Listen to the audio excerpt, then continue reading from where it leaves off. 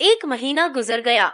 गोपीनाथ पहले तो कई दिन कलकत्ता की सैर करता रहा, मगर 4-5 दिन में ही यहाँ से उसका जी ऐसा उचाट हुआ कि घर की रट लगानी शुरू की।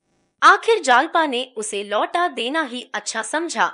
यहाँ तो वह छिप छिप कर रोया करता था। जालपा कई बार रमा के बंगले तक हो आई। वह जानती थी कि अभी रमा नहीं आए हैं, फिर भी वहाँ का एक चक्कर लगा आने में उसको एक विचित्र संतोष होता था। जालपा कुछ पढ़ते पढ़ते या लेटे लेटे थक जाती तो एक क्षण के लिए खिड़की के सामने आ खड़ी होती थी। एक दिन शाम को वह खिड़की के सामने आई तो सड़क पर मोटरों की एक कतार नजर आई। कौतूहल हुआ, इतनी मोटरें कहाँ जा रही हैं? गौर से देखने लगी। 6 मोटरें थी। उनमें पुलिस के अफसर बैठे हुए थे, एक में सब सिपाही थे।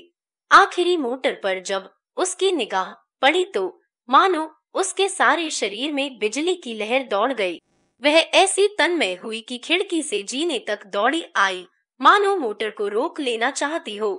पर इसी एक पल में उसे मालूम हो गया कि मेरे नीचे उतरते उतरते मोटरें निकल जाएंगी।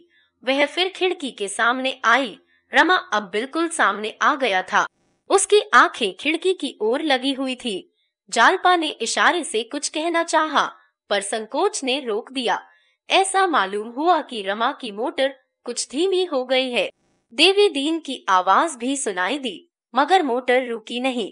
एक ही क्षण में वह आगे बढ़ गए, पर रमा अब भी रह रह कर खिड़की की ओर ताकता जाता था। जालपा ने जीने पर आकर कहा, द आ। देवी दीन ने सामने आकर कहा, भ ए या आ गए। ए वह क्या मोटर जा रही है? यह कहता हुआ वह ऊपर आ गया। जालपा ने उत्सुकता को संकोच से दबाते हुए कहा, तम मसते कुछ कहा? देवी दीन, और क्या कहते? खाली राम राम की। मैंने कुशल पूछी। हाथ से दिलासा देते चले गए। तुमने देखा कि नहीं? जालपा ने सिर झुकाकर कहा, देखा क्यों नहीं? खिड़की पर जरा खड़ी थी टबूना हो ए न ए भी तुम्हें देखा होगा। खड़ी डकर ई की ओर ताकते तो थे। वह ऊत चकराए होंगे कि यह कौन है। कुछ मालूम हुआ मुकदमा कब पेश होगा? कल ही तो। कल ही? इतनी जल्द? तब तो जो कुछ करना है आज ही करना होगा। किसी तरह मेरा खत उन्हें मिल जाता तो काम बन जाता। देवीदीन ने इस तरह ताका मानो कह रहा है, तुम इस काम को जितना आसान समझती हो उतना आसान नहीं है। जालपा ने उसके मन का भाव ताड़कर कहा, क्या तुम्हें संदेह है कि वह अपना बयान बदलने पर राजी होंगे? देवीदीन को अब इसे स्वीकार करने के सिवा और कोई उपाय न सूझा। बोला, हाँ बहू जी, मुझे इसका बहुत अंदेशा है, और सच पूछो तो है भी जोखिम। अगर वह बयान बदल भी दे तो पुलिस के पंजे से नहीं छूट सकते। वह कोई दूसरा इल्जाम लगाकर उन्हें पकड़ लेगी और फिर नया मुकदमा चलावेगी।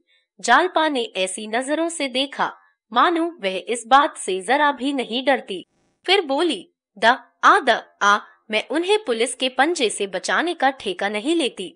मैं केवल यह चाहती हूँ कि हो सके तो अपयश से उन्हें बचा लूं। उनके हाथों इतने घरों की बर्बादी होते नहीं देख सकती। अगर वह सचमुच डकैतियों में शरीक होते तब भी मैं यही चाहती कि वह अंत तक अपने साथियों के साथ रहें और जो सिर पर पड़े उसे खुशी से झेले। मैं यह कभी न पसंद करती कि वह दूसरों को दगा देकर मुखबिर बन जाएं, लेकिन यह मामला तो बिल्कुल झूठ है। मैं यह किसी तरह नहीं बर्दाश्त कर सकती कि वह अपने स्वार्थ के लिए झूठी गवाही दे। अगर उन्होंने खुद अपना बयान न बदला तो मैं अदालत में जाकर सारा कच्चा चित्ता खोल दूंगी।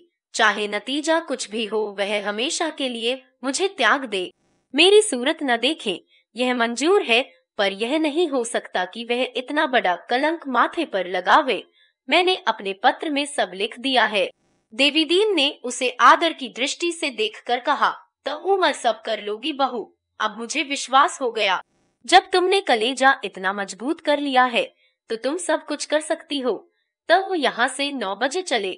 हाँ मैं तैयार हूँ।